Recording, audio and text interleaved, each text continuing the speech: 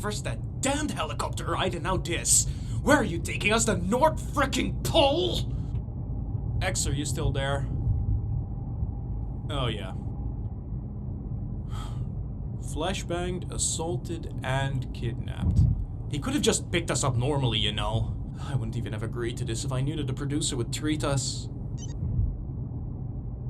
Consenting people being brought into an undesirable situation with the promise of monetary compensation? Hey, that kind of reminds me of a game. Hey, it's better than sitting here in silence for another 6 hours. Viewer, let me walk you through Red Faction.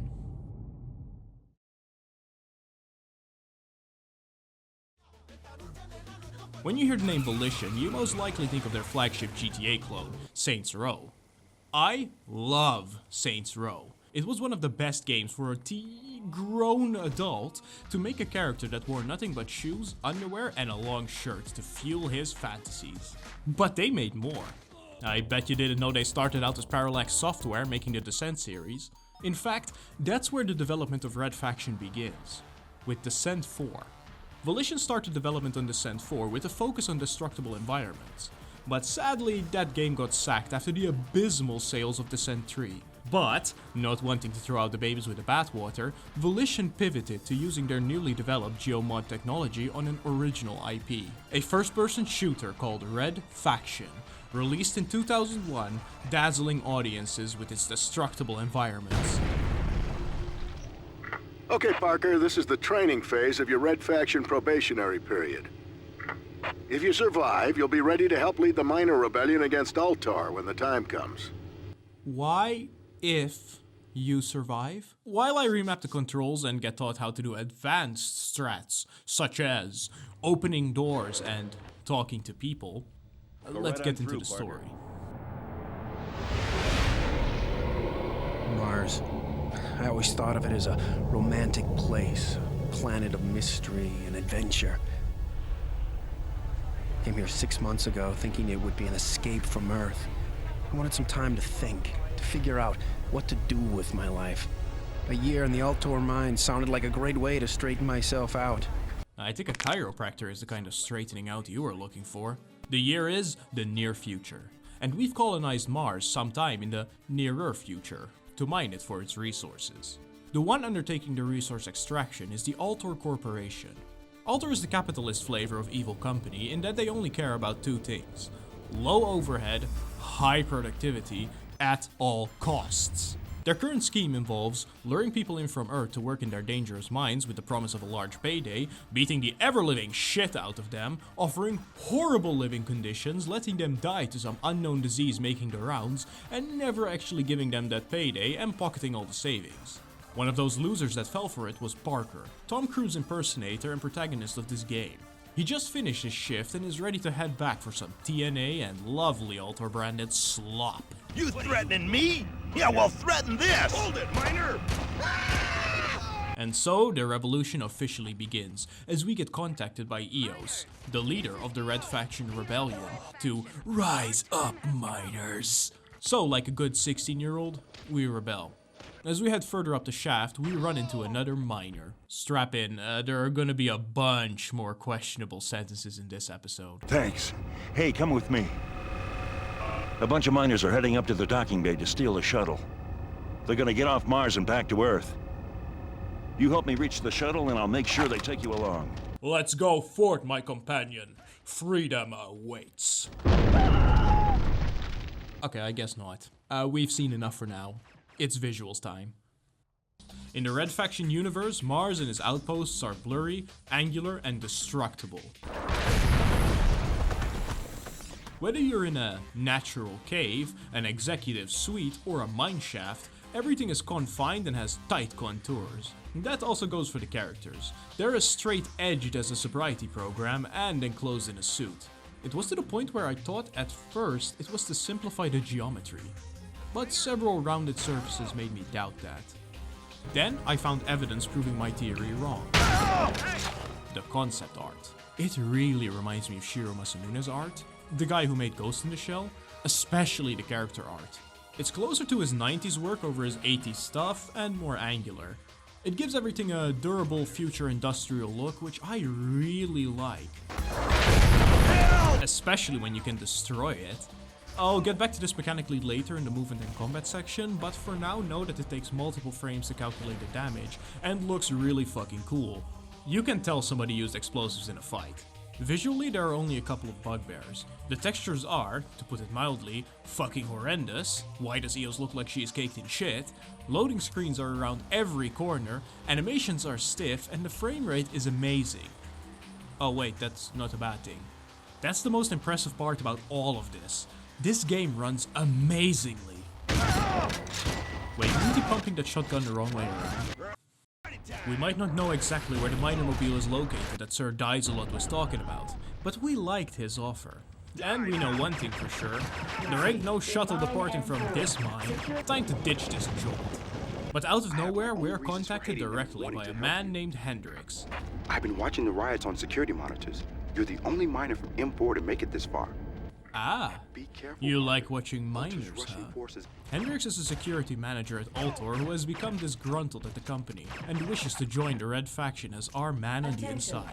Since we're the only digger, no that doesn't sound right, miner who made it out of the hole, oh no that also sounds wrong. There has to be something special about us. If we can meet a Red Faction member, he'll ask how we can link up with the organization. Wait, come again? We find a Red Faction member, and Hendrix will ask how to contact the organization. Dark. So dark. Can't see. I can hear you. Sound like a miner. Oh, please no. Get up to the docking bay. Ship leaving. I know. After climbing a shaft, ogling some posters and watching the days go by, it isn't long until we find the fabled shuttle. Just in the nick of time. There they go. If only you'd been faster. Ah, shit.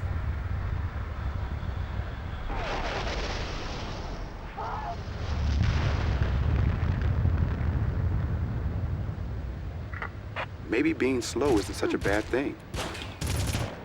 Missing the shuttle leaves us wandering around aimlessly, taking out a robot who shows us the power of the Geo-Mod engine, and soft-locking ourselves by running out of explosives to blast past the broken door.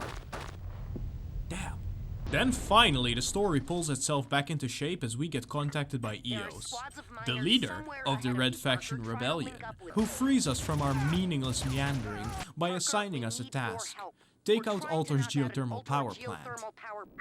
If the power's knocked out, we can launch a major attack, but our squads are running into stiff resistance. You know what? I think we need a little break from this miners facing stiff resistance talk. We've played enough to discuss the combat. When it comes to the combat, Red Faction is very cut and dry.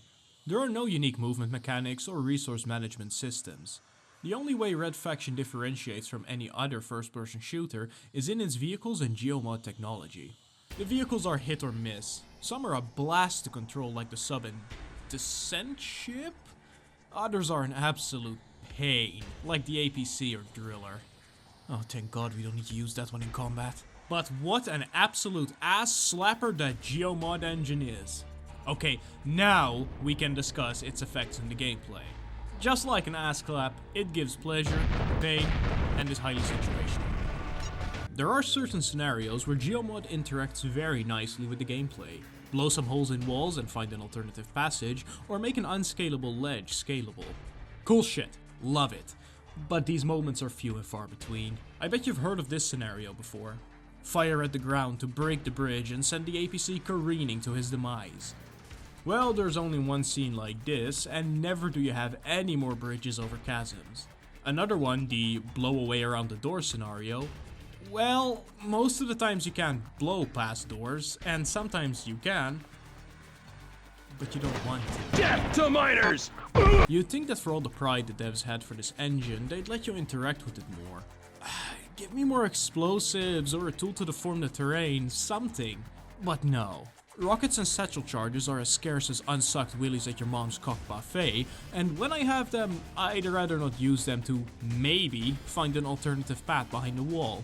In fact, you'd think it wouldn't be such a problem since you have so many explosive types. Grenades, satchel charges, a rocket launcher, an ICBM launcher. It's actually kind of commendable how bloated the arsenal is. Let's list them. Say it with me now.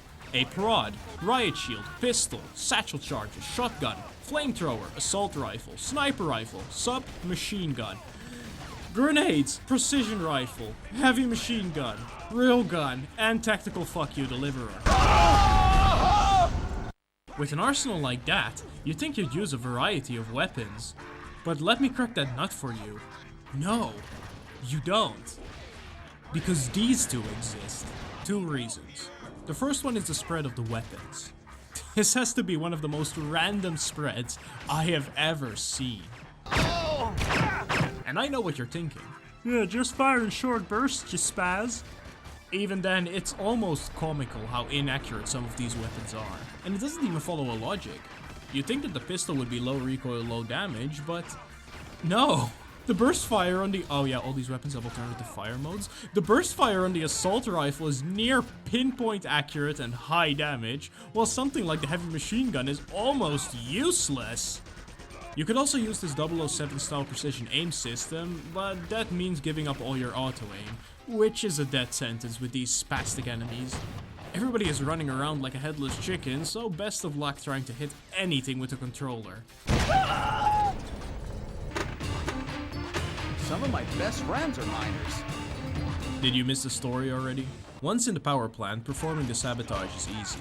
Close the steam to the turbine to build up pressure, overflow the lava, and mess up the controls with the help of my new best mate, Tommy. Oh my god, Tommy! It's time we make her escape. But to where? Nobody contacted me. There is the submarine bay, but I can't interact with the NPC. He got scared and ran out of interacting range. No getting into the sub, hanging from the ceiling.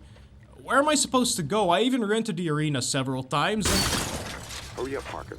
There should be a release button in the control room and a manual release on the winch. Oh, nice scripting, dickheads. Yarr. There she goes. Oh yeah, bullseye! Somewhere down there. If you can get inside, I've got a job for you. Like Eos, the leader of the Red Faction Rebellion, just said, Alter has a research lab located here underwater. In a cave. On Mars. It houses a man named Gryphon, Alter's deputy administrator. Remember how I mentioned in the beginning that Alter is letting its miners die due to some disease making the rounds? It's said that Alter manufactured the plague and is allowing it to ravage the miner population while withholding the cure. Our mission is as follows. Go incognito, lose all our weapons in the process, and kidnap the man. Keep your distance, please. It's a stealth section. You're that miner! Stealth sections in Red Faction are interesting. We don't need to stay out of sight per se. Civilians won't rat us out unless we whip out our gun, and guards only recognize you when you get too close. Even breaking cover and triggering an alarm is not an instant game over. You can try to blast your way out using your pistol. I just need to know if they placed any urine... Oh, no. This is a missile. No! Stop, don't shoot. I can help you. You're Gryphon, right? Deputy Administrator Gryphon? Yes. Why do I need your help? I'm the one with the gun. Parker! You're here to kidnap him! I have vital information. You must take me to Eos. He seems oddly eager. He tells us about Capac, the head scientist at Altor. According to Gryphon, on top of doing some immoral shit in his lab, he is the source of the plague and knows of a cure. Also, Altor set this up? Altor knows all about her. They set this whole thing up. This doesn't lead to anything and is never brought up again. We are to escort him to a set location where a group of Red Faction members will pick him up. Not like Eos ever tells us this, as we just instinctively know to head to the trash disposal facility. And Hendrix informs us that the squad should meet us soon, even though we need to fly to a completely different facility. I swear, Eos must be so incompetent.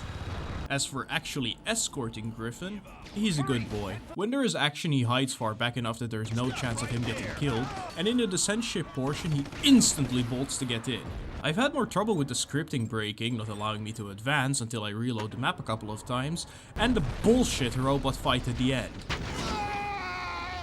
You need to lure it to this pit, switch on the fans, and open the doors to the incinerator. The pit doors and fan are on a timer, so you need to be quick about it. The problem is that you don't know they are on a timer, as the fan model doesn't stop spinning when the timer runs out, tricking you into thinking it's still working. I died so many times.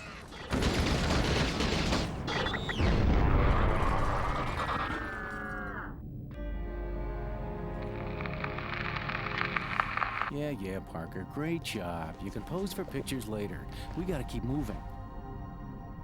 Shut up, Weasel. If Eos didn't want you, you'd be dead by now. I'll decide when it's time to go. Okay, let's go. Hoof it. I'm not carrying your sorry butt anymore.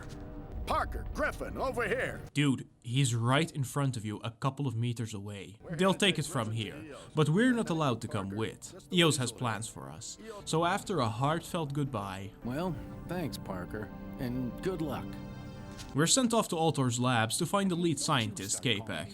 Our access point? A vent. But you're not going to like it. Which starts from within the incinerator?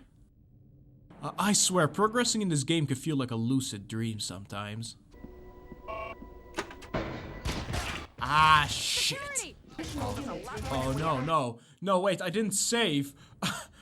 We find the lab coat and the second stealth section begins. It's quite a bit longer than the last one, so let's talk about the audio instead. The audio of Red Faction ranges from white bread sandwich with cheese. Eat this! To prime gutchy ham. Oh! To straight bangers and mash.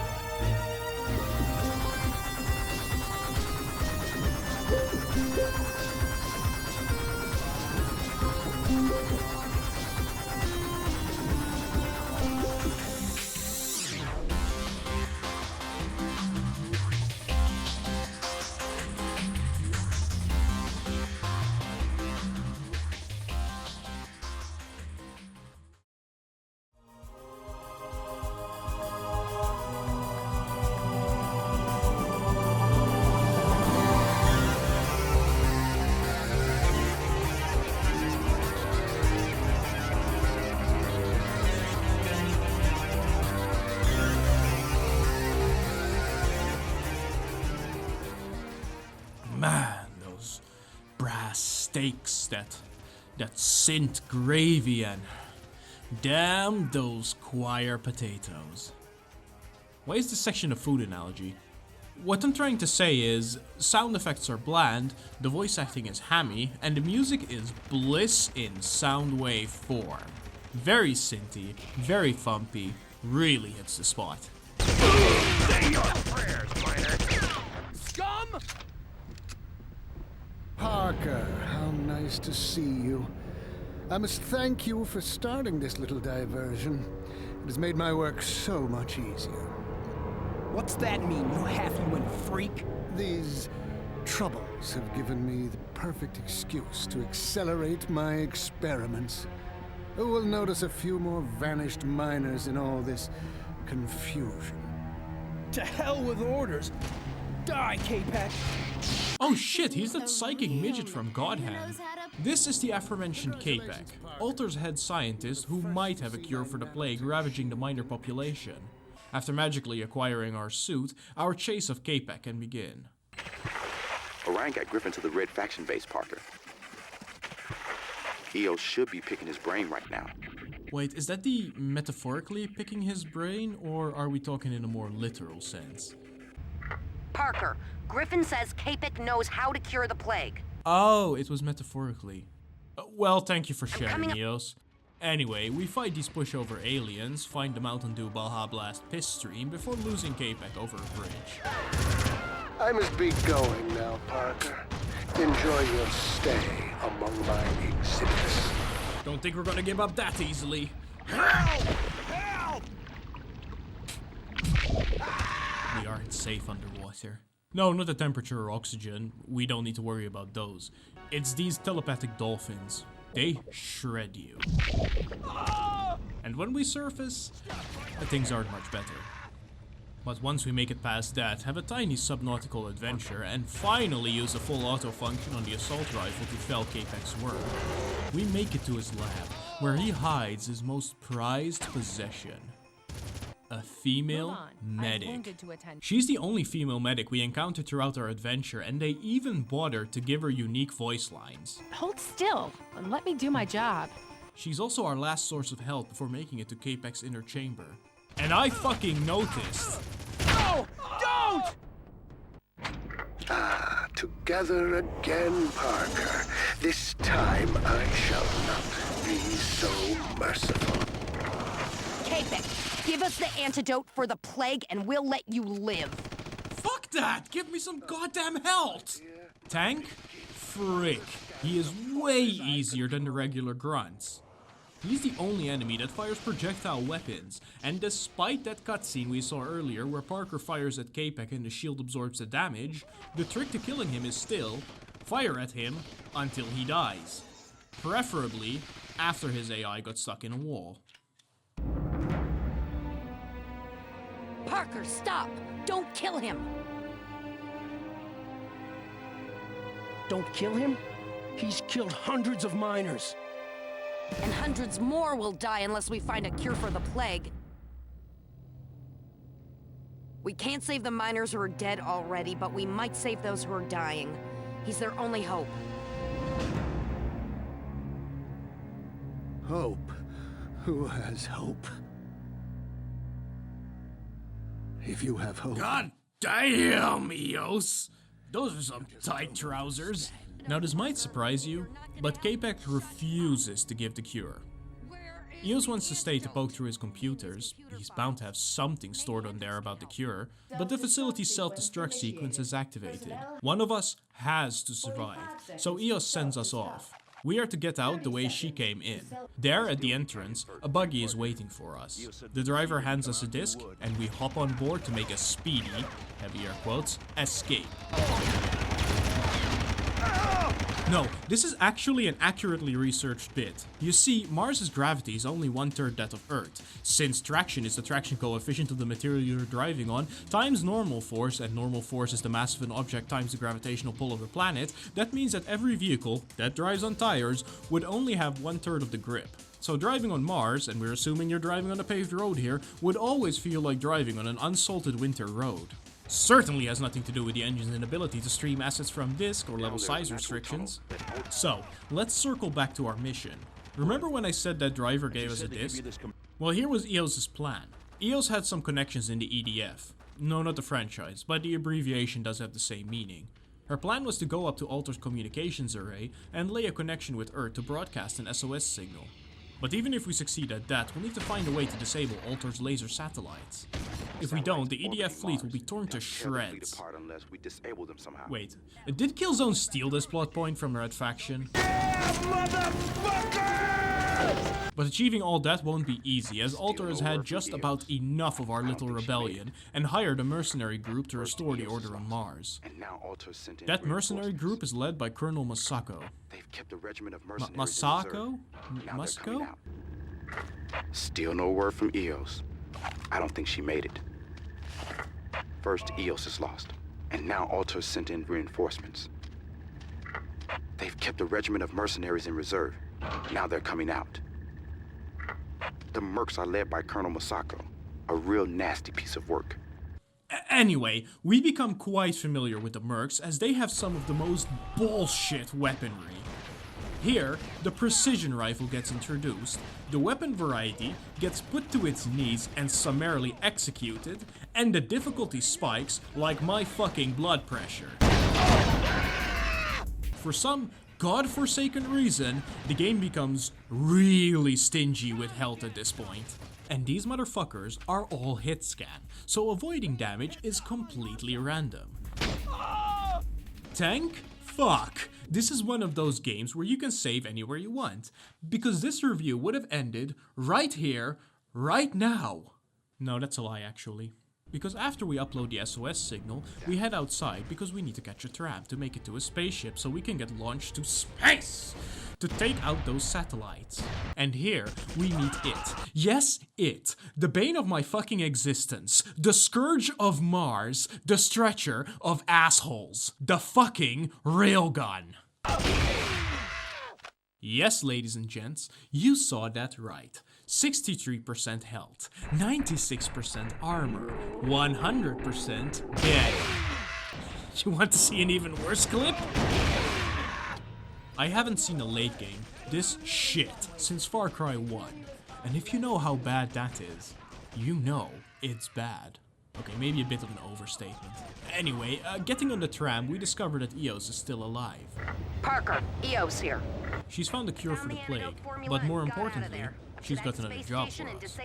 Altor's missile defense system, that one that shut down the shuttle in the beginning of the game, still operational. We need to take some time out of our busy schedule to make sure it isn't. Afterwards... Launch. Parker, are you still there? Stop standing around and get going.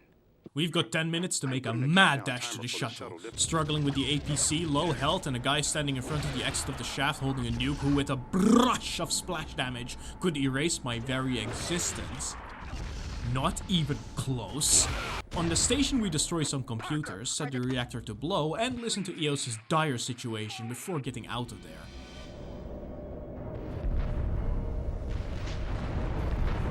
Escape pod number 2 detaching in 5 seconds. 4, 3, 2, 1, detach.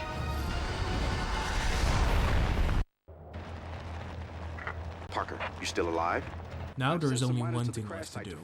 Fend off the mercs until the EDF arrives. The Red Faction base already fell, but if we assault their base and eliminate their leader, we can buy us enough time. After a grueling fight through the caves, we reach their base and walk right into their trap. You awake over there? But it isn't long until we're saved by one of our fellow socio-economic resistance fighters. Red Faction! Whichever of you is... Hendrix is leading an assault on the base. We quickly head upstairs and meet him to discuss the plan.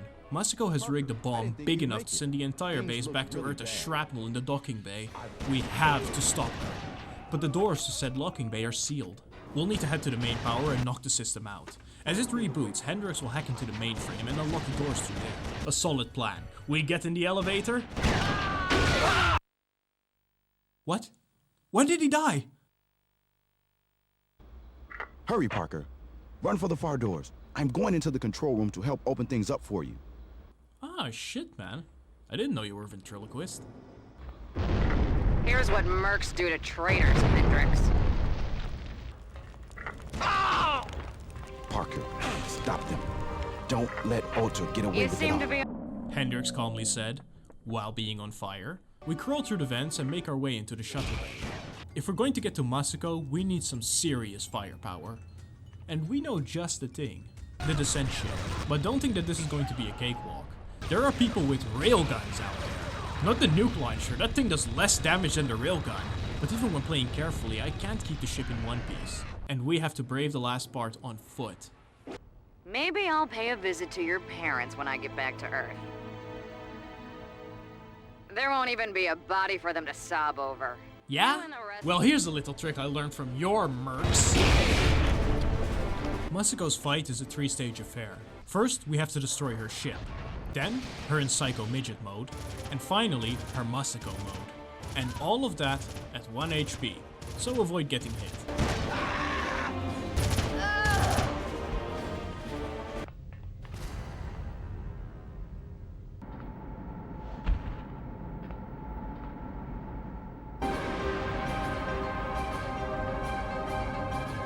Hello, Eos. Parker, don't just stand there gawking. Hurry up. Okay, I'm on it. If you think this is going to be a cutscene, then you've got another thing coming. We need to figure out the combination to disarm the bomb. Twice. Each time you get it wrong, your progress is wiped. So here's what I did. The pause function still works. Piece of paper, right symbol, write it down. Wrong symbol, write it down. And then, blam! Mind getting out of my face? We've got medics delivering it to sick miners all over the complex. The plague will be history by tomorrow. Okay, so what's the deep...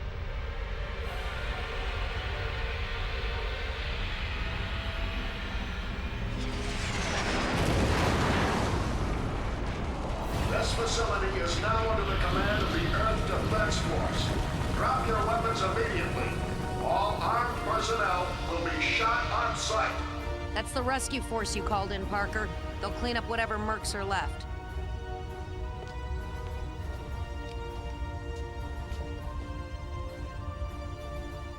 So, what now? You're a hero, Parker. Relax, enjoy yourself. Start dating. Maybe look for a new job. What are you gonna do? Who knows? I won't be staying on Mars, that's for sure. Not after all this. The EDF has arrived. The miners on Mars have been liberated, and Alter can't hide their crimes anymore. A happy ending for all.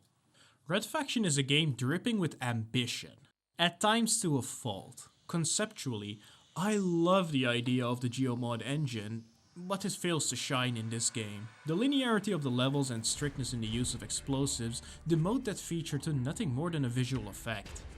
Like, really cool bullet holes. In fact, that can be said about a couple of other mechanics. Bolstering your weapon, interacting with NPCs, the alternative fire modes. It all needed a tighter focus. But even with that, and the dog shit second half, I feel no shame in saying that this is one of the best first-person shooters on the PlayStation 2. I wonder when this ride finally ends. They can't move us around forever.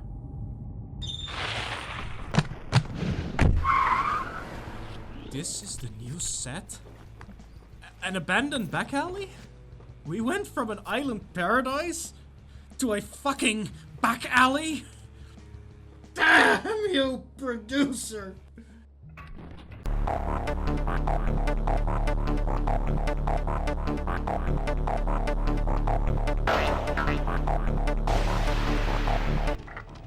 Nehmt Verbindung auf zu den Mitgliedern der Red Faction unter euch. But EOS, it is not allowed to rebel. It is against the rules.